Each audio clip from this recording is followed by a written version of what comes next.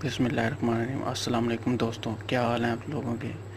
जनाब, वज़ीर आज़म इमरान खान ने कहा कि साबित करके दिखाऊंगा पाकिस्तान ऊपर जाएगा। आज जमहूरियत बचाने के नाम पर सब लोग जमा हुए हैं। बदकिस्मती से उन लोगों की वजह से मुल्क आगे नहीं बढ़ा।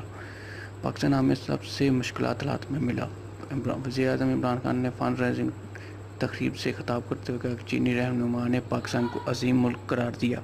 आज जमहूरियत बचाने के लिए वहाँ सारे जमा हुए हैं।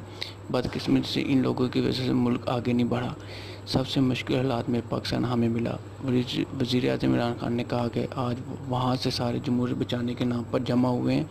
वज़ीर आज़म इमरान खान ने कहा कि साबित करके दिखाऊंगा कि पाकिस्तान ऊपर जाएगा। उन्होंने कहा कि मुश्किल वक्त में कौम को हौसला देने की ज़रूरत है।